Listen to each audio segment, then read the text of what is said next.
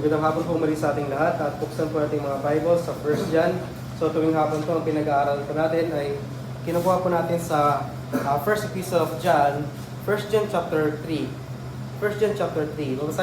Babasahin ko po ang verse 22 hanggang sa verse 23. So sundan niyo na po ng inyong mga mata. 1 John chapter 3 verse 22 hanggang verse 23. So the Bible says, "And whatsoever we ask, we receive of Him, because we keep His commandments, and do those things that are pleasing in His sight." Verse 23, "And this is the commandment, that we should believe on the name of His Son, Jesus Christ, and love one another as He gave us commandment." Tayo po'y saglit na manalangin. O Amang dakila, makapangyarihan sa lahat, naman ipapasalamat kayo muli, Ama, sa pagkakataon na muli po kami makapag-aaral naman ng inyong banal na salita sa hapon na ito. Tulungan niyo patuloy, Ama, ang bawat isa sa amin naman na maunawaan, naiintindihan po namin naman ang inyong banal na salita. Doon din po, Ama, patuloy niyo po akong gabayan sa pagbabahagi ko ng inyong banal na salita, na patuloy ko pong faithfully na may preach, Ama, sa congregation ang inyong banal na salita. Ama, muli binabalik namin sa inyong kapurihan at karangalan. In Jesus' name we pray. Amen. Last time ay napag-aralan natin yung about sa assurance of salvation. So, sa nabasa natin last time, which is verse 20 and 21, na sinasabi doon, "For if our heart condemn us, God is greater than our heart, and knoweth all things. Beloved, if our heart condemn us not, then have we confidence toward God." So, may kita natin yung dalawang klase ng Kristiyano. Yung isa, yung Kristiyano na merong assurance, na may kasiguraduhan talaga siya sa kanyang sarili, na meron siyang kaligtasan, at yung Kristiyano na hindi mo makikita sa kanyang buhay, yung tinatawag nating kaligtasan. So, dito makikita natin yung uncondemning heart and yung condemning heart. Ibig sabihin, merong Kristiyano na hindi right sa paningin ng Diyos, at merong Kristiyano na right sa paningin ng Diyos. At dito makikita natin sa mga sumunod dito ng mga verses, which is verse 22 and verse 23, na dito makikita natin na patuloy na nire-refute ni John yung katuruan ng mga Gnostics. So, tandaan natin, yung mga Gnostics, hindi sila naniniwala kay Jesus Christ, hindi sila naniniwala sa prayer, even sa assurance of salvation. So, dito makikita natin na ang paniniwala ng mga Gnostics na ang isang tao, ang kanyang hinahanap ay hindi yung kaligtasan ng kanyang katawan, kundi yung knowledge na kung saan na balang araw ay magiging isa siyang katulad ng Diyos. So, ibig sabihin, para sa kanila, itong kamatayan na to, itong material na katawan natin na to, itong body na to na namamatay, sabi nila ito ay makasalanan, which is correct. Ito ay corrupted, which is correct. Pero ang paniniwala nila, hindi dapat ito ay maligtas. O ibig sabihin, hindi dapat ito gumawa ng mabuti para maipakita na ako ay ligtas. So yun yung paniniwala ng mga Gnostics. Kasi kahit patuloy akong gumagawa ng kasalanan at patuloy akong umiinom ng alak, naninigarilyo, ng bababae, nagmumura, o gumagamit ng pinagbabawal na droga, hindi iyon ang magiging dahilan para hindi ako tawaging ligtas ayon sa mga Gnostics. So dito makikita natin na sa patuloy natin pag-aaral doon sa Gnostics, sa doktrina ng mga Gnostics, makikita natin yung mga Gnostics ay hindi sila naniniwala na ang prayer, so dito makikita natin na ang prayer ay isa ito sa bunga ng assurance of salvation. So, ang mga Gnostics, di sila naniniwala na ang prayer, ito ay pag-approach sa Diyos. Bagkus, ang paniniwala nila na ang prayer ay kailangan para magkaroon lamang sila ng knowledge. Yun, para madagdagan ang kanilang knowledge. Hindi para makipag-liig sila sa Diyos o makipag-usap sila sa Diyos. So, ang paniniwala nila na kaya ako nanalangin, hindi dahil meron akong kailangan. So, ang paniniwala ng mga Gnostics, kaya ako lumalapit sa Diyos, kaya ako mananalangin sa Diyos, hindi para ako ay humingi sa Kanya ng, "Panginoon, pagbigyan niyo po ako ng pagkain sa bawat araw." Hindi para doon. Kaya sila lumalapit kung maisip nyo, may tinatawag tayong mga yoga, meditation. Kaya ginagawa yon lalo na ng mga Gnostics, hindi para lumapit sa Diyos, bagkos para magkaroon ng gnosis o knowledge. Which is, yung knowledge na yon, na pag umabot sa certain point, na balang araw yung kanilang magiging buhay ay magiging katulad ng Diyos. So, meron kataga sa Pilipinas na bawi ka na lang next time. So, ibig sabihin, kung ang buhay ko ngayon ay mahirap, at ako ay naging porsigido na makamit ko yung sekretong knowledge na tinuturo ng mga Gnostics, balang araw ay magiging katulad ako ng Diyos. So, dito makikita natin na yung mga Gnostics, hindi sila naniniwala na ang Kristiyano kailangang mamuhay sa kabanalan. O ang Kristiyano ay kailangan, o ang believers ay kailangang mamuhay ng merong godliness. Hindi sila naniniwala doon. Bagkos ang kanilang paniniwala na itong katawan nga natin na ito ay hindi kailangan ng kaligtasan. So, dahil hindi kailangan ng katawan natin ng kaligtasan, hindi ko na kailangan mamuhay ng may kabanalan. Bakit ako mamumuhay ng may godliness? Samantalang itong katawan na to ay corrupted. So, yun ang paniniwala ng mga Gnostics. So, dito sa verse 22, makikita natin dito na si John ay nagtuturo sa mga believers doon sa Ephesus about sa prutas o bunga ng assurance of salvation.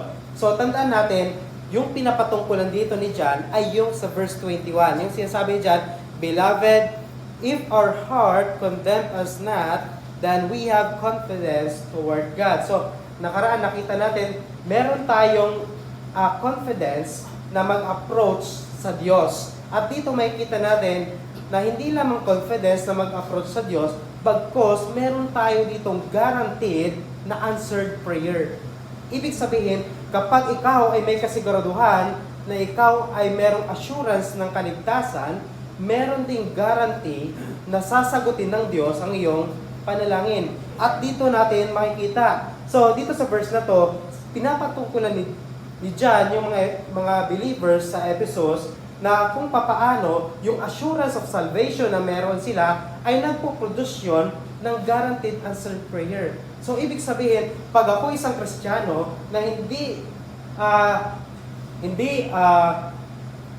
namumuhay ng tama sa harapan ng Diyos, hindi ko ginawa yung pagmamahal sa kapwa ko Kristiyano, hindi genuine yung pagmamahal ko, hindi genuine yung pag-sacrifice ko, hindi ako continuously nag-give sa kapwa ko Kristiyano, at the same time, yung mga gawa ko ay walang pagmamahal. So, dito natin makikita na hindi sasagutin ng Diyos yung iyong panalangin. Bakit? Wala kang pagmamahal doon sa kapwa mo Kristiyano. Which is makikita natin dito na sinasabi ni John, and whatsoever we ask, so yung phrase na to, whatsoever we ask, we receive of Him. So dito makikita natin, itong context na to ay patungkol ito sa mga believers na nasa Ephesus. Kasi yung mga believers sa Ephesus, which is yung tinutukoy ni John, hindi yung sa verse 20. Na sila, if our heart condemn us, kundi yung sa verse 21. Yung mga Kristiyano na mayroong kasiguraduhan sa kanilang kaligtasan. Which is, tandaan natin, na ang bunga ng ating pagmamahal ay yung sakripisyo, yung pagbibigay, yung gawa na may pagmamahal, at yung assurance ng salvation. At itong assurance ng salvation na meron tayo, ay nagkaroon tayo ng karapatan na manalangin sa Diyos. Maliban sa karapatan na lumapit sa Diyos, meron tayong yung assurance of salvation, nagpo-produce din siya na tayo, kapag nanalangin sa Diyos, ay sasagutin ng Diyos yung ating mga panalangin. Which is, makikita natin sa verse 22, na sinasabi ni John sa mga believers sa Ephesus, and whatsoever we ask, we receive of Him. So, basically, ang nais lang sabihin dito ni John sa mga Ephesus, na yung uncondemning heart ng mga Kristiyano, o yung Son of God who is right with God, o yung faithful and serving believers, sila yung masabi natin merong assurance sa Diyos na sasagutin ng Diyos yung kanilang mga dalangin. So, ibig sabihin, yung mga Kristiyano na tinutukoy ni John, gumagawa ng verse 16, verse 17, verse 18, at meron nung verse 19. Sila yung mga Kristiyano na sasagutin ng Diyos o mga believers na sasagutin ng Diyos yung kanilang dalangin. Kaya minsan nagtataka tayo, bakit kaya hindi sinasagot ng Diyos ang panalangin ko? Bakit kaya naghahantay ako ng matagal at bakit kaya hindi ko nakikita yung kasagutan ng Diyos sa aking panalangin? Minsan nagtatanong tayo ng gano'n. Ang tanong, ginawa mo ba yung nais ng Diyos na gawin mo? So, yun ang tanong ngayon.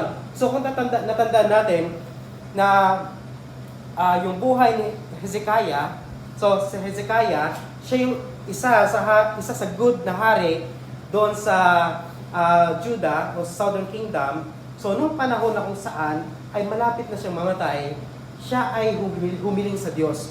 At nagsabi siya, Panginoon, tingnan mo yung aking ginawa. Tingnan mo naman yung ginawa ko. Gumawa ako ng righteously sa'yo. Kasi gumawa ako ng matuwid sa iyong harapan. Kaya pagbigyan mo yung aking dalangin. At pinagbigyan siya ng Diyos.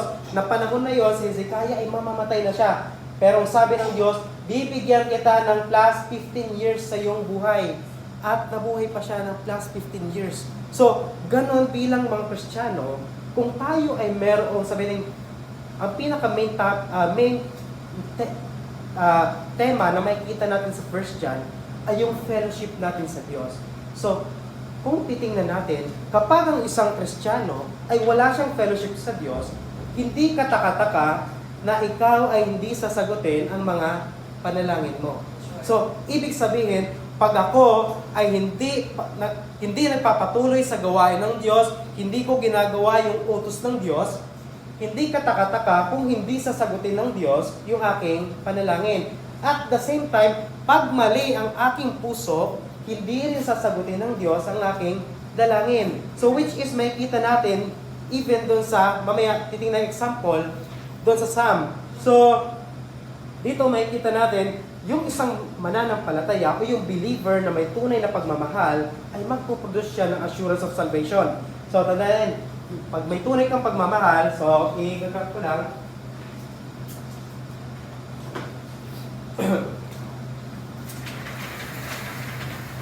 So, pag ang Kristiyano o ang believers, sabi dyan, yung mga believers sa Ephesus, pag meron kayo tinatawag natin genuine love, nag-result yan, meron siyang napuproduce o meron siyang nagiging result, which is, yung makikita natin yung sacrifice.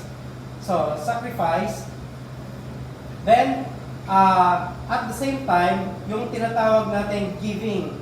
So, yung continuous na pagbibigay sa kapwa nating Kristiyano at yung action na mayroong pagmamahal. So, action with love. So, dito makikita natin na itong mga to ay galing sa tinatawag natin genuine love. Maliban dyan, meron pa tayong tinatawag na assurance of salvation. So, ito assurance of salvation. So, dito sa assurance of salvation, kapag ang isang Kristiyano na gumagawa nito, may kasiguraduhan siya na meron siyang assurance of salvation. At dahil meron ka ng assurance of salvation, meron kasiguraduhan na ang Diyos ay sasagot sa iyong panalangin. So, yung guaranteed answered prayer ay sasagutin yun ng Diyos. Dahil meron kang assurance of salvation. So, tandaan lang natin to. So, dito may kita natin na sinasabi ni John sa verse 22, in whatsoever we ask, we receive of Him. Ang tandaan natin dito, ang patungkol dito ay hindi sa mga hindi mananampalataya, bagkus doon sa mga believers sa Ephesus na mananampalataya. So, exempted doon yung mga Gnostics. So, yung mga Gnostics, kahit manalangin sila, ang pinapanalangin nila ay hindi para sa kanila. Hindi para sa kanilang, example, kalusugan o pangangailangan. Ang pinapanalangin ng mga Gnostics ay para sa kanilang pag-unlad patungo sa pagiging Diyos. So, yan ang pinapanalangin ng mga Gnostics. So, tanda natin yung mga Gnostics, isa ito sa nire-refute ni John na katuruan dito sa 1 John. At isa yan sa katuruan na nagpasimula pa lamang kahit doon pa lamang sa Genesis. Di ba? Genesis. Kahit sa Genesis pa lamang, may kita natin yung Gnostics sa pamamagitan ni Satan hanggang sa panahon ng mga apostol, panahon ni Jesus Christ, ando na yung Gnostics. Which is kahit kaninang umaga, ay meron tayong napag-aralan about dun sa yung mga tao na magagaling sa pagsasalita. So, may kita natin, yung mga tao na yun ay tinatawag na mga philosopher. Pero yung mga philosopher na yan, pag ipapasok mo yung tinatawag natin na Christianity, doon sa philosopher, lalabas yung tinatawag natin na Gnosticism. Yung katuruan ng mga Gnostics. So, dito may kita natin na ang nais sabihin nito ay dyan, na kapag ikaw ay merong assurance sa salvation, may guarantee na sasagutin ng Diyos ang iyong panalangin. At dito may kita natin yung mga example o pagbibigay ako ng ilan sa mga example kung papaano yung ating pananalangin ay merong humahadlang. Ibig sabihin, kapag tayo ay mananalangin sa Diyos, may pagkakataon sa buhay ng isang Kristiyano na merong humahadlang. So, doon sa Psalm chapter 66 verse 18, which is bubuksan ko at papakinggan nyo. So, sa Psalm chapter 66, ito ay isinulat ni David. So, sabi dito ni David sa Psalm chapter 66 verse 18, sabi dito ni David, "If I regard iniquity in my heart, the Lord will not hear me." So, dito una natin makikita ang isa sa dahilan kung bakit ang ating panalangin ay naiindir o hindi hindi sinasagot ng Diyos ay dahil una sa kasalanan. Dahil sa kasalanan o iniquity na meron doon sa isang believer o sa isang mananampalataya. So, doon sa Proverbs, babasahin ko ulit, sa Proverbs chapter 28, pakinggan nyo lamang ako. Proverbs chapter 28, Proverbs 28 verse 9, sabi dito ng Bible, "He that turneth away his ear from hearing the law, even his prayer shall be abomination." So, dito makikita natin na sinabi dito ni Solomon na yung isa sa naghihinder sa isang Kristiyano sa pagsagot ng Diyos sa kanyang panalangin ay yung tinatawag nating hindi pagtalima o pagsunod doon sa commandment ng Diyos o doon sa tinatawag nating batas ng Diyos o doon sa kalooban ng Diyos. So, isa ito sa naghihinder doon sa ating panalangin para sagutin ng Diyos. At may kita din natin doon sa sulat ni Peter, yung isa pa na naghihinder sa isang tao na sagutin ng Diyos ang panalangin. So, sa 1 Peter, babasahin ko muli at sundan lamang yung mga pandinig. 1 Peter chapter 3, verse 7. So, dito makikita, sinabi dito ni Pedro, "Likewise, ye husband, dwell with them according to knowledge, giving honor unto the wife as unto the weaker vessel, and as being heirs together of the grace of life, that your prayers be not hindered." So, ibig sabihin, yung isang Kristiyano na lalaki o vice versa, kapag siya ay merong problema o hindi pagmamahal sa kanyang partner, yun ay naghihinder para hindi sagutin ng Diyos yung kanyang panalangin. So, partner, sabihin, lagay ko dito, partner. So, dito makikita natin na ito yung mga example na makikita natin na bakit hindi sinasagot yung ating panalangin. So, pero dito makikita natin, ang sinabi dito ni John, na sa verse 1 John chapter 3 verse 22, "And whatsoever we ask, we receive of Him." So, ibig sabihin ba, Brother Kenneth, na kahit ano na ipapanalangin ko sa Diyos ay sasagutin ng Diyos? Ano sabi ng Bible dyan? whatsoever we ask, we receive of Him. Bakit? Dahil meron tayong tinatawag nating assurance of salvation. Kaya meron tayong guaranteed na sasagutin ng Diyos yung ating mga panalangin. So, God wants every believer na lumapit sa Kanya. At yun yung kalooban ng Diyos, na ang bawat mananampalataya ay lumapit sa Kanya. Which is sinabi ni Paul doon sa Hebrews, na let us therefore come boldly unto the throne of grace, that we may obtain mercy and find grace to help in time of need. Ang kalooban ng Diyos sa isang mananampalataya ay manalangin. So, papaano ako makapanalangin kung hindi ako right, o kung hindi ako tama sa harapan ng Diyos? Paano ako makakalapit sa Diyos kung hindi ako gumagawa ng pagsasacrifice, pag-give, at paggawa na may pagmamahal, at the same time, wala akong assurance of salvation? Paano sasagutin ng Diyos ngayon ang aking panalangin? So dito makikita natin na sinasabi ni John, and whatsoever we ask, we receive of Him because we keep His commandment. So dito makikita natin na meron palang dapat gawin yung isang Kristiyano. So, yung binasa ko kanina doon sa Hebrews, yung word doon na boldly ay same din na Greek word doon sa ginamit ni John dito sa verse dito sa verse 21. Yung word dyan na confidence at yung word doon ni Paul na boldly sa Hebrews is same din dito na parehas siya. So ibig sabihin, makikita natin na bilang isang Kristiyano, talagang ninanais ng Diyos na ang bawat Kristiyano ay lumapit sa Kanya. So, hindi exempted yung mga tao na Kristiyano pero walang kasiguraduhan ng kanilang kaligtasan. So, example, isa akong Methodist.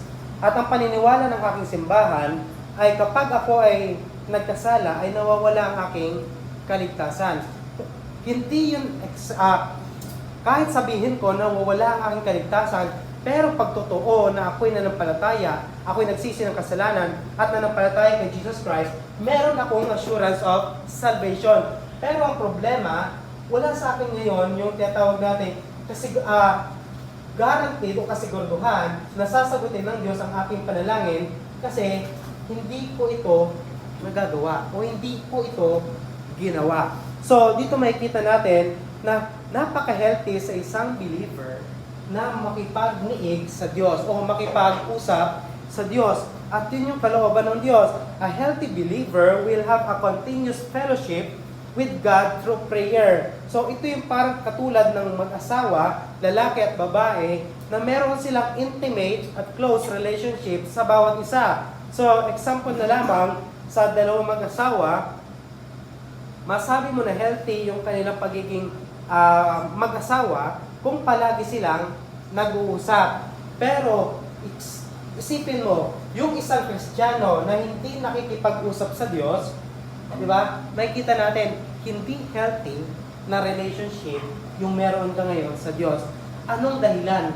Dahil hindi ko ginawa ito, kaya hindi naging healthy yung relationship ko sa Diyos. So, ibig sabihin, meron akong dapat gawin para sasagutin ng Diyos yung aking dalangin. At kaya natin pinag-aralan itong mga to. Tandaan natin, hindi ibig sabihin, yes, pwede tayong manalangin, tayong mga Kristiyano. Lahat ng Kristiyano sa buong mundo, lahat ng nagsisi ng kasalanan at nanampalataya kay Jesus Christ ay pwedeng manalangin. Ang tanong ay, sasagutin ba ng Diyos ang panalangin mo? So, sino-sino lamang yung sasagutin ng Diyos ang panalangin? Itong mga gumagawa ito. Yung merong tunay na pagmamahal. So, kapag may tunay kang pagmamahal, ito yung kanyang napuproduce. At dahil napuproduce mo to, napuproduce mo rin yung pananalangin. Yung paglapit mo sa Diyos. So, isipin mo, isa kang Kristiyano. Sabihin mo, isa kang Kristiyano, pero matagal ka nang hindi nagsisimba. O say, matagal ka nang hindi nagsisimba. So, minsan may panahon na magtatanong ka, hindi ako karapat-dapat manalangin. Diba? Hindi ako karapat-dapat manalangin. Bakit mo nasabing hindi ka karapat-dapat manalangin? Kasi hindi mo naman ginawa tong mga to. Di ba? So, alam mo sa sarili mo na hindi sasagutin ng Diyos ang panalangin mo. Pero ang problema, karamihan ng mga Kristiyano, lalo na ng mga Kristiyano na dahan-dahang tumatalikod sa Diyos, akala nila ay sinasagot pa rin ng Diyos ang kanilang dalangin. Tandaan natin na ang Diyos, ang unang sinasagot ng Diyos ng mga panalangin ay yung panalangin ng mga righteous o yung mga matutuwid o yung mga tao na kanyang niligtas at yung mga tao na gumagawa ng kanyang kalooban. At dito makikita natin, on this note, makikita natin yung word dyan na sinasabi, and whatsoever we ask of Him, because we keep His commandment and do those things that are pleasing in His sight. So, yung word dyan na ask and receive, ay parehas yan sila, present tense. Kasi ang present the verbs. So, ibig sabihin, continuously yung pag-a-ask natin at continuous din yung pag-receive natin ng ating mga panalangin.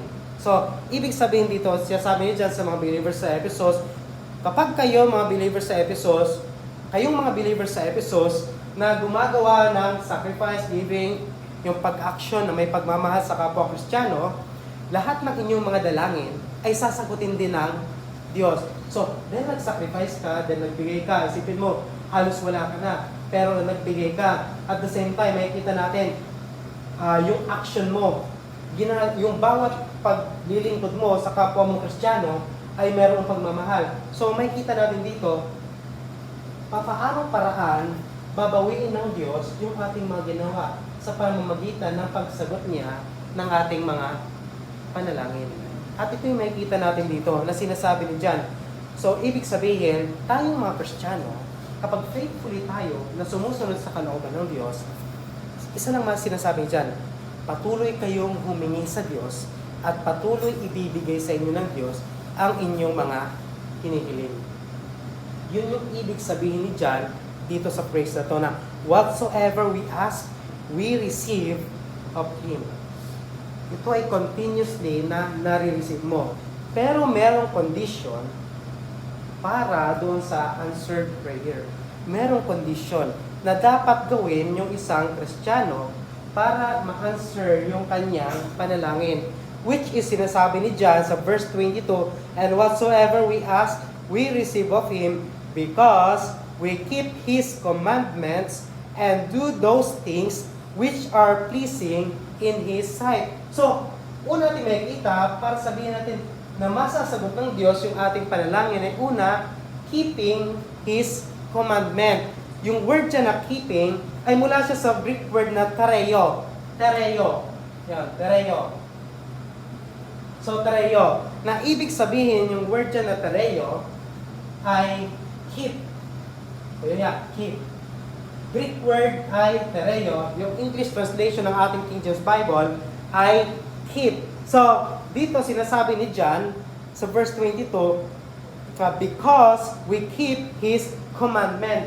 Kaya meron tayong answered prayer, kaya patuloy tayong nakakapanalangin sa Diyos at patuloy nating nare-receive yung ating mga dinadalangin sa Diyos o hinihiling sa Diyos dahil we keep His commandment. So, ang word dito na keep ay hindi lamang ito obedience o paggawa, kundi ang ibig sabihin nitong keep na to, meron siyang idea ng pag-preserve at the same time ng pag-protect.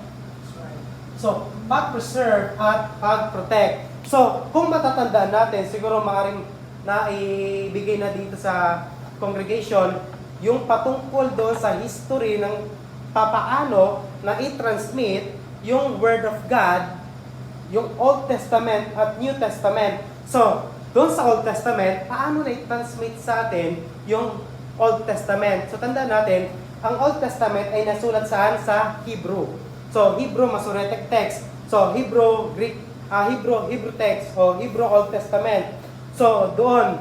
At ang mga nag-keep nung Word of God, nung Old Testament, ay yung tinatawag na mga Masoretes. sila yung tinatawag nating SSS. SSS. Pag sila may SSS, pag na tumanda ka, may kasiguraduhan ka na. Di ba? Pero dito, may kasiguraduhan talaga. Bakit? Sila yung mga scholars and strict scribes. So, SSS. So, sila yung may kasiguraduhan tayo na yung na-preserve o na-keep nila ng salita ng Diyos ay talagang salita ng Diyos. At yung mga na-keep niyan ay tinatawag ng Masoretes. So, Masoretes. Kaya yung Old Testament natin ay galing sa Masoretic text. So, yun silang tawag sa mga scribes, scholar na strict na mga scribes ay Masoretes. At na-preserve yung Word of God intact. Ibig sabihin, talagang sigurado na yung Old Testament na meron tayo ay 100% purong salita ng Diyos. At bakit? Merong nag-keep. At meron pa, yung New Testament naman natin, paano naman siya na-i-transmit? Paano siya na-ibigay hanggang dumating sa panahon natin ngayon? Kung tatandaan natin, kung titingnan natin itong buong New Testament, ang buong New Testament ay naisulat siya sa Aramaic or Koine Greek, di ba? So, Aramaic, ito yung Syrian, salita ng mga Syrian. Then, Koine Greek, Koine Greek. So, ang Koine Greek, ito yung common language ng mga tao during that time. So, yung New Testament natin ay dito siya naisulat, Aramaic and Koine Greek. So, dito makikita natin na paano na-preserve paano na-keep yung Old Testament ay yung New Testament sa panahon ng mga apostles. So, tandaan natin, yung mga apostles nagsulat at saan nila ibinigay? Para saan ibinigay yung mga sulat na meron sila? Sa mga simbahan. So, yung mga simbahan na yon ay kinip nila ang Word of God, kinip nila sa pamamagitan ng pag-copy ng Word of God, sa pamamagitan ng pag-memorize ng Word of God. Pero ang pinaka-number 1 doon ay talagang pinakinggan nila at kinip nila ang Word of God at makikita natin, ipinasa nila yung Word of God sa susunod na generation. So, unlike dito sa Old Testament, which is mga scholar, ang pinaka-number 1 na criticize ng mga modernists, ng mga nagque-question sa Bible, ng mga radicals, ay itong ng mga rationals itong yung New Testament natin. Yung New Testament natin, palaging kinu-question yan. Lalo na itong sa may 1 John chapter 5, verse 7 and 8. So, kinu-question yan ng mga rationalists. So, sila ay nag-question, may kasiguraduhan ba talaga kayo na yung hawak nyo ngayon na Bible ay salita ba talaga ng Diyos yan? So, yun yung question ng mga rationalist. So, dito makikita natin, ang number 1 na nagsira, o sabihin nag-corrupt ng New Testament ay yung mga tinatawag nating Gnostics, which is sila yung ating tinitingnan at pinag-aaralan dito.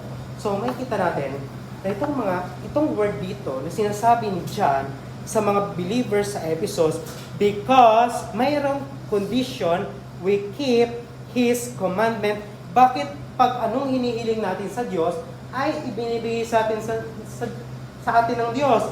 Dahil we keep dito, ibig sabihin, the same na preserve natin yung Word of God, hindi sa pamamagitan ng copy, kundi sa pamamagitan ng pakikinig ng salita ng Diyos, at the same time, ipinasa natin yung salita ng Diyos, yung tinatawag natin dito na keep, o preserve natin ang Word of God, at kinip natin protect natin ang Word of God.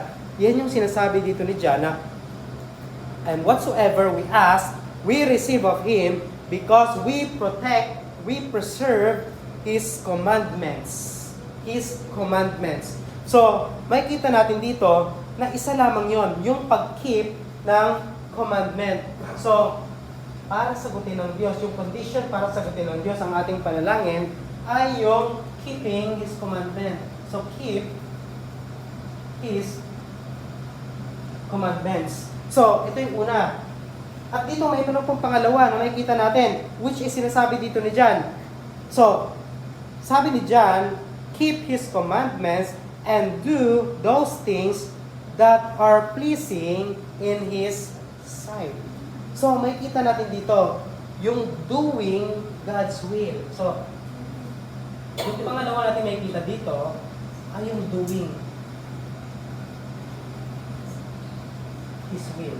O yung pleasing o kalooban ng Diyos. So ito yun, doing His will. So makikita natin yan dito sa verse 22. Sabi diyan, and do those things that are pleasing in His sight. So, yung word dito na do, D-O, ay galing sa Greek word na ueo. Ueo. Ueo. Do. Ano sa Greek?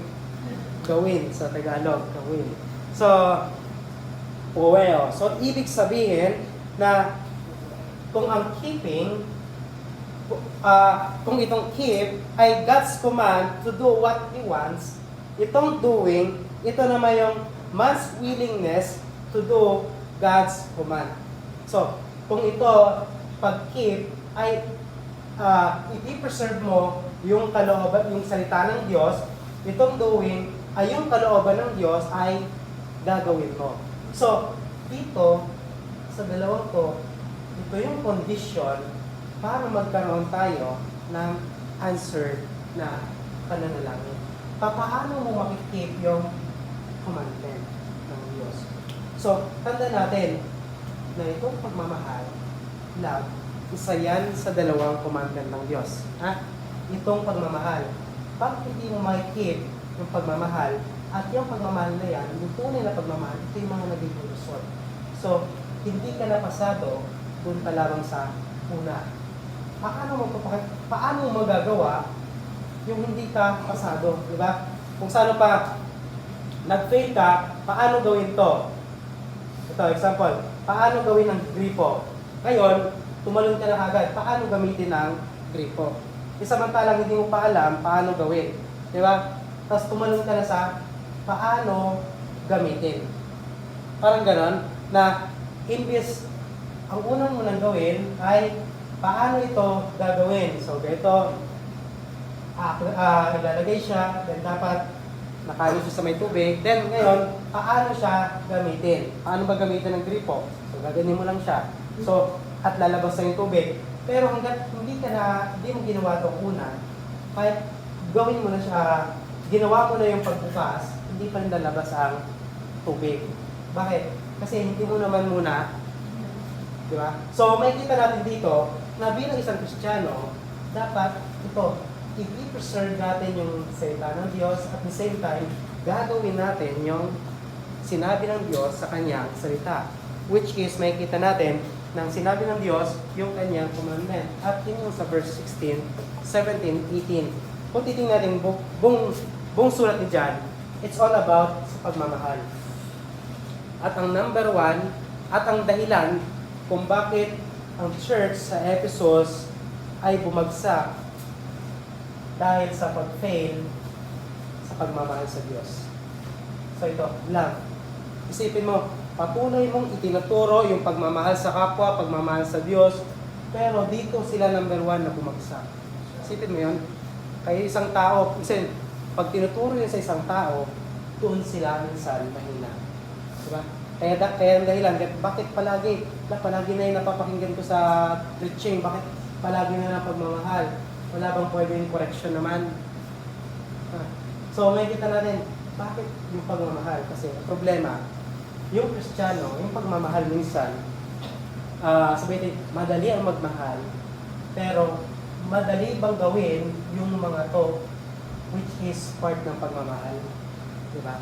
So, dito makikita natin, yung kondisyon, dapat keeping His commandments, which is, ibig sabihin, preserve, protect, so at the same time, doing His will. Gagawin yung kanyang kalooban. So, ibig sabihin, other translation itong doing o do ay perform, fulfill, i-fulfill natin yung kanyang kalooban, punuin natin yung kalooban ng Diyos, parang gano'n yung idea, or i-perform, so yun, kasi gawin, i-perform natin yung kanyang kalooban. So, ibig sabihin, ito yung kalooban ng Diyos. Example, ito yung drum, yung lagay ng tubig, ito yung drum. Then, fulfill, doing His will, hindi yung dito lamang. Yan, hanggang dyan yung tubig na ilalagay natin. Dapat, hanggang dito rin. So, yun yung fulfilling or doing His will. So, kahit dito, sabihin natin, ginagawa mo na yung doing His will. Pero, makikita natin na yung half obedience ay disobedience. So, dito makikita natin na ang isang Kristiyano, pinufulfill, ginagawa niya yung talagang kalooban ng Diyos.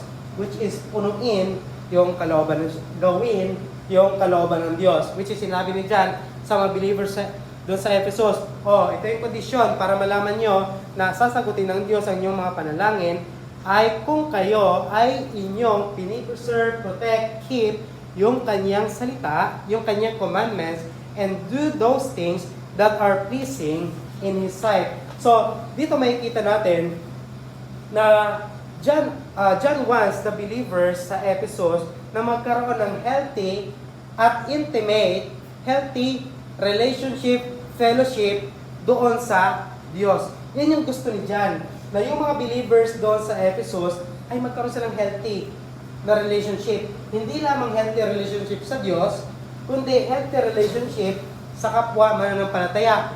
Tandaan natin na kapag hindi tayo nagkaroon ng healthy na relationship sa kapwa natin mananampalataya, napaka-imposible magkaroon tayong healthy relationship sa Diyos. Which is dito natin makikita na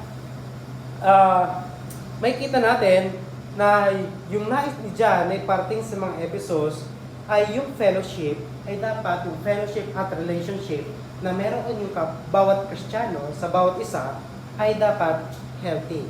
Which is dito makikita natin paano maging healthy yung pakikipag-fellowship ko sa kapwa ko Kristiyano. So ito makikita natin paano maging healthy yung fellowship ko sa kapwa ko Kristiyano. Paano naman magiging healthy yung fellowship ko sa Diyos? So ito yung makikita natin. Meron tayong assurance of salvation. So, dito makikita natin sa verse 23 na sinasabi ni John, and this is His commandments. So, dito maaring yung mga believers doon sa Ephesus ay nagtanong, o yung mga Gnostics sa Ephesus ay nagtanong, ano naman yung kanyang commandment? Ano naman yung commandment ng Diyos? Ano naman yung commandment ng Diyos? So, ngayon sinagot dito ni John, sinabi dito ni John sa verse na to, John answered, makikita na sa verse 23, and this is His commandment, that we should believe on the name of His Son, Jesus Christ. So, kung may kondisyon yung ating pananalangin, dapat meron makikita na ebidensya sa ating buhay na meron dapat tayo nito para sagutin ng Diyos yung ating mga panalangin. Which is, sinasabi ni John, una, na sinabi ni John dito, and this is His commandment. So, sabi John, sa verse 23, that we should believe on His Son, Jesus Christ. So, yung word dyan na believe, so dun sa napag-aral kanina, dun sa verse 22, yung word dun na keep at do, ay para silang present tense o present verbs. So, ibig sabihin, tuloy-tuloy dapat yung ginagawa ng isang Kristiyano. So, dito sa sinabi ni John sa verse 23, that we should believe, yung word dyan na believe, ay isang aorist tense. So, ibig sabihin, ay isang beses lamang na nangyari, which is, yung sila ay nanampalataya sa Panginoong Kristo. Yung word dyan na believe, hindi ito yung present tense na continuously na pag-believe o paniniwala, kundi isang beses lamang na nangyari sa kanila yung paniniwala o pananampalataya na sinasabi dito dyan sa verse 23, that we should believe on the name of His Son, Jesus Christ. So dito makikita natin kung papaano tinibag ni John yung katuruan ng mga Gnostics sa pamamagitan lamang ng tatlong words. Son, Jesus, Christ. Ang paniniwala ng mga Gnostics, ito sila, Gnostics, na ang tao na si Jesus Christ ay hindi anak ng Diyos. Pero sabi dito diyan, Son, Jesus Christ. At ang isa pang paniniwala ng mga Gnostics, ang Diyos ay hindi pwedeng magkaroon ng anak, ang Diyos ay hindi pwedeng maging tao. So, yun yung paniniwala ng mga Gnostic. So, dito makikita natin na pinagsama ni John yung katuruan ng sonship ng ating Panginoong Kristo at the same time yung reincarnation, okay? Pag-incarnate ng ating Panginoong Kristo. So, reincarnation, ito yan sila. So, incarnate ng ating Panginoong Kristo. O, pagkakatawang tao ng ating Panginoong Kristo na sinasabi ni John, and this is His commandment. So, kung matatanda natin, makikita natin na itinuro to ni Jesus Christ. Itinuro to ni Jesus Christ. Nung panahon nung saan kasama niyo kayo mga disciples, itinuro ni Jesus Christ. O nung panahon na may nagtanong kay Jesus Christ ng scribes, Pharisees, scribes, sabi nila, Jesus, ano yung pinakamahalagang commandment ng Diyos? So ngayon nagsagot si Jesus Christ. Ang sabi ni Jesus Christ, love the Lord thy God with all thine heart, with all thy soul, with all thy mind. So, yun ang sagot ni Jesus Christ. At yung pangalawa, yun yung una, yung pangalawa ay love thy neighbor as thyself. Pero dito makikita natin, ang ginamit dito ni John ay believe, hindi love. So, makikita natin dito na ginamit ni John ay ang dahilan dahil dito sa mga Gnostics. Dahil merong mga Gnostics doon mismo sa loob ng church sa Ephesus. So, sinabi dito ni John, kung talagang kayo ay anak ng Diyos, tanda natin yung pinaka-context ng chapter 3 ay Son of God, Sons of God, kung talagang kayo ay anak ng Diyos, ay merong isang beses sa inyong buhay na kayo ay nanampalataya kay Jesus Christ. Which is sinabi ni John dito sa verse 23, and this is the commandment that we should believe on the name of His Son, Jesus Christ. So napaka-exclusive lamang ng pangalan ng ating Panginoong Kristo. So sinabi ng Bible na walang ibang pangalan na kung saan ang tao ay maliligtas bagko sa pangalan ng ating Panginoong Kristo. At makikita natin dito na meron lamang isang pangalan na dapat pananampalatayanan yung mga believers sa Ephesus. Walang iba kundi si, tama? Mali. Si Son Jesus Christ. Kahit ngayon, itong Ephesus, yung church sa Ephesus ngayon ay sumasamba na sa Kayala. Pero kung titingnan natin, yung mga believers dati sa Ephesus, bago pa tanggalin yung candlestick sa kanila, may kita natin na ang pananampalataya nila ay na kay Jesus Christ. At wala dito. So, dito makikita natin na sinabi dito ni John, and this is His commandment that we should believe on the name Allah. So, wala. On the name of His Son, Jesus Christ. So, ito yung una natin makikita. Believe on the Son of God. Yun yung unang ebidensya na ikaw ay sasagutin ng Diyos yung iyong panalangin. Kasi, hindi sasagutin ng Diyos ang panalangin mo pag hindi ka naman saved. Diba?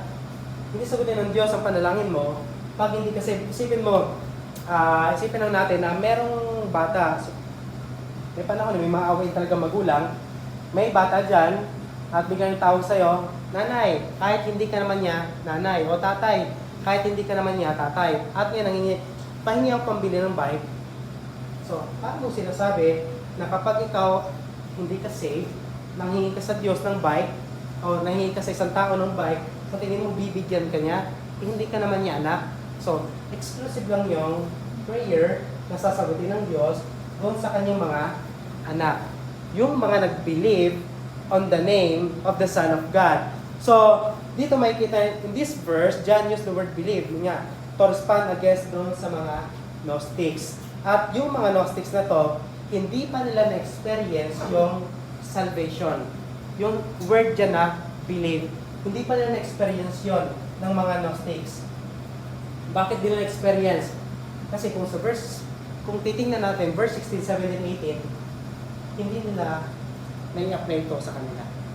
So, pagdating sa exam, sa test, o sige, genuine test, tingnan natin, yung moral test, yung social test, bagsak sila parehas. So, bagsak ang mga Gnostics doon sa mga exam na ibinigay ni John. So, dahil bagsak sila, hindi sila ngayon makaka-graduate. So, dito makikita natin na sinabi dito dyan, hindi kayo makaka-graduate dito sa prayer. Bakit? Hindi kayo pasado sa exam. So, dito makikita natin, sinabi ni John sa verse 23, hindi lamang believe, tanda natin, sabi yung Jesus Christ, yung kanyang itinuro, kung sinabi niya, sinagot niya doon sa mga scribes, Pharisees, na love the Lord thy God with all thine heart, soul, mind, so strength.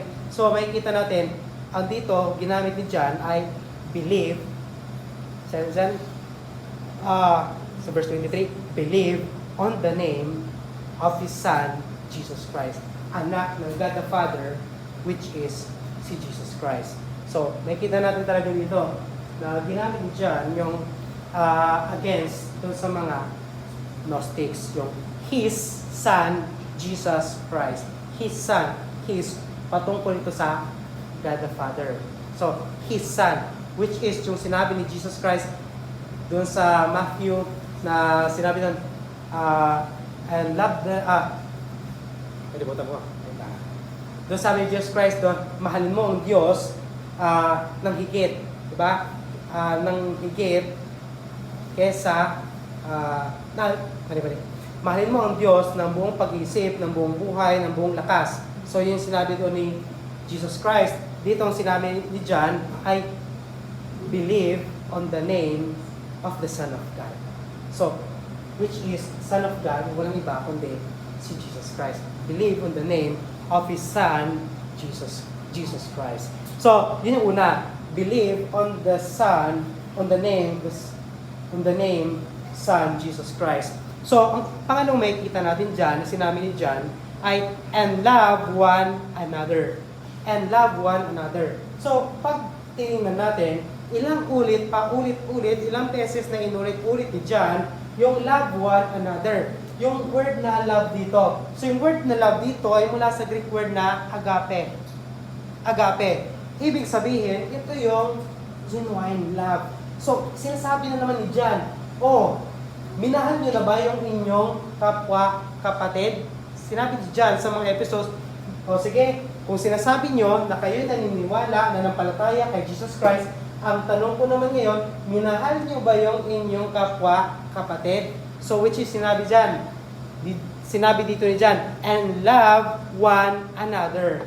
Dahil yun ay commandment ng Diyos. So, ibig sabihin, pag hindi mo nagawa yung genuine, yung agape love, yung pagmamahal mo sa kapwa mo Kristiyano, hindi sasagutin ng Diyos yung iyong panalangin. At dito makikita natin na yung ebidensya na sasagutin ng Diyos ang iyong panalangin ay makikita natin ay kung ikaw ay saved, at the same time, kung ikaw ay merong pagmamahal sa kapwa mo, Kristiyano. Which is sinasabi dito ni John. Ilang beses ni John na paulit sinasabi yung agape. At yung love dito, yung word na agape, present tense, paulit-ulit yung ginamit ni John. Ilang beses. At ibig sabihin ng agape na dito na ginamit ni John ay dapat yung pagmamahal na meron tayo ay hindi lamang sa loob lamang ng 70 years. Example, ano nga na ngayon? 15 plus 70. So, 85. After 85 years, 85, matanda na ako. Ayaw ko na mag-love one another. Hindi. Ibig sabihin, tuloy-tuloy yon hanggang sa kamatayan mo. Ganun yung tinuturong pagmamahal dito ni John. So, ibig sabihin, continuously, na dapat bilang mga Kristiyano, ay patuloy nating mahalin yung kapwa natin, Kristiyano. Bakit? Ano bang kamahal-mahal dyan kay Brother Kenneth? Ha? May kamahal-mahal ba dyan kay Brother Kenneth? Marami ba yung ginto, pilak, pera, dollar? Wala namang kamahal-mahal dyan kay Brother Kenneth. Pero sabi dito ng Bible, love one another. So, ibig sabihin, kahit hindi ka mahal-mahal yung kapwa mo Kristiyano, ang sabi ng Bible ay mahalin mo. Mahalin mo yung kapwa mo Kristiyano. So, yung pagmamahal dito ay genuine love. Yung pagmamahal na katulad ng pagmamahal ng Panginoong Hesukristo, kung saan nag-sacrifice ang ating Panginoong Hesukristo. Dapat ganun pa ng pagmamahal yung ibinibigay natin sa kapwa natin Kristiyano. So, isipin mo,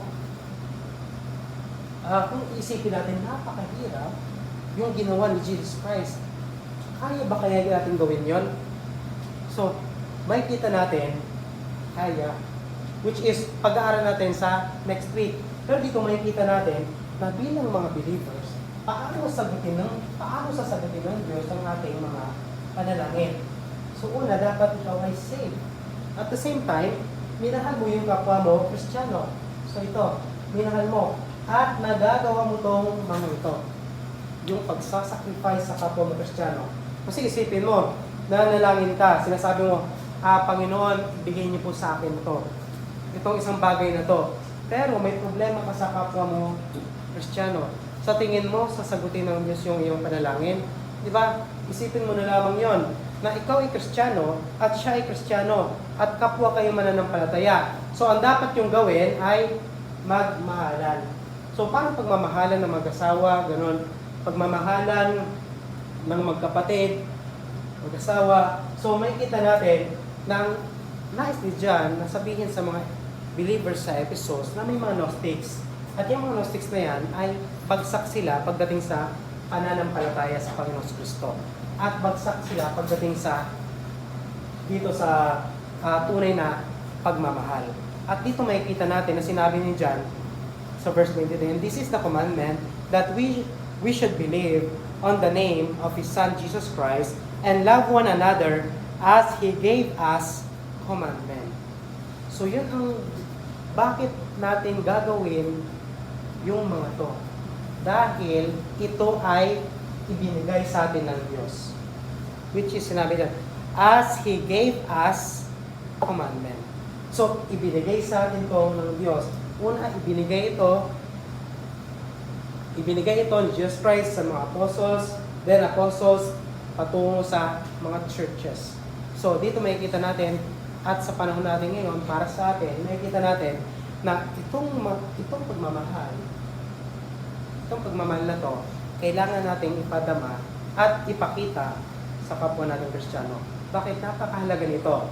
Napakahalaga nito. So, sino ba yung kapwa ko Kristiyano na dapat pumahalin? So, example, pag may pastor na tayo dito, syempre yung pastor. Diba? Bakit? Hindi pa Kristiyano yung pastor natin? Example, pastor tayo dito. Example, si Brother Bill, pastor natin dito. Hindi pa Kristiyano si Brother Bill para hindi natin siya mahalin. Kristiyano si Brother Bill. So, mamahalin natin. So, yun. Mamahalin natin. Sino pa? Yung nagpa-piano. Sa piano. So, yung pa-piano pa, hindi pa siya Kristiyano. Pero Kristiyano siya. So, kasama siya dun sa ipapakita natin yung pagmamahal. So, yung nakaupo sa first row, second row, third row, fourth row, fifth, hanggang sa last. Sila ba yung Kristiyano o hindi Kristiyano? So, ibig sabihin, lahat ng mga Kristiyano nasa local church ay dapat nating mahalin. Paano pag nagkaroon kami ng problema? Nangutang siya sa akin. Paano yon? Dapat ko pa rin ba siya mahalin? Yes. kailangan pa rin mahalin yung kapwa mo Kristiyano kahit hindi siya kamahal-mahal. Diba?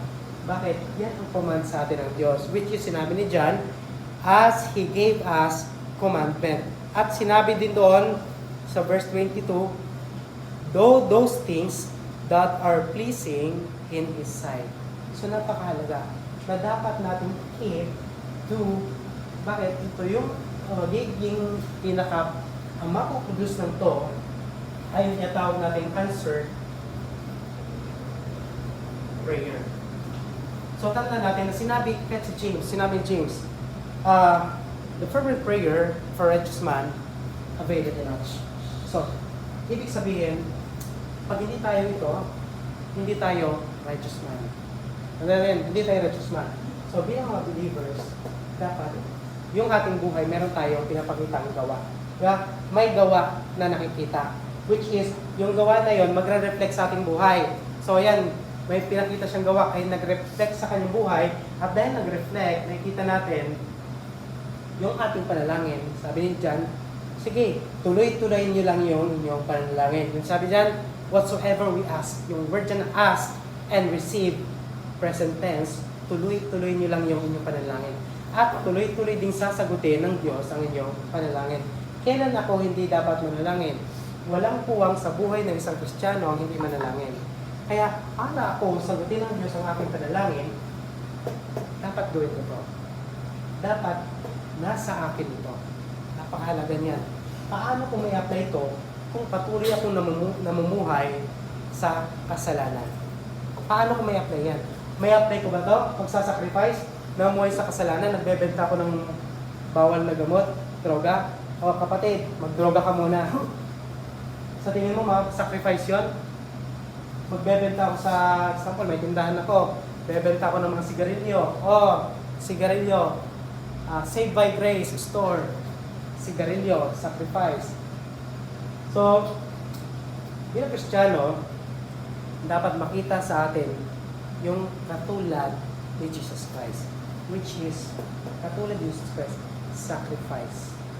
At tayo, bilang Kristiyano, makikita natin dito, gagawin natin kung ano man ang nais ng ating commander.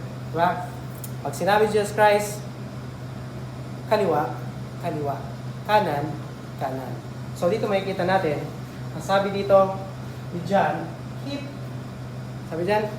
His commandments and do those things that are pleasing in His sight.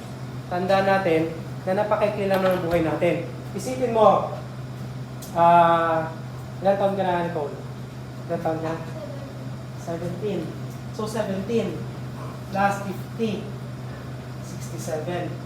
So, sa loob ng 50 years, anong gagawin mo para sa Diyos? Anong gagawin mo para sa Diyos? 25 years ba para sa mundo? World? 25 years para sa Diyos? Ganun ba? Bilang Kristiyano, yung kung 50 years na ating ikabubuhay, dapat gagawin natin yan para sa Diyos. Paano pag namatay ako, paano pag namatay ako ng 70? So, ibig sabihin, yung 3 years, hindi na mamuhay para sa Diyos. Hindi. Ibig sabihin, hanggang sa ikaw ay mamatay, gagawin mo yung kalooban ng Diyos. At sinabi dyan dito, keep His commandment, doing His will. Hindi yon nakabase kung hanggang ilang taon lang. So, hindi ibig sabihin na 30 years, 40 years, 50 years, hindi hanggang ganun lang.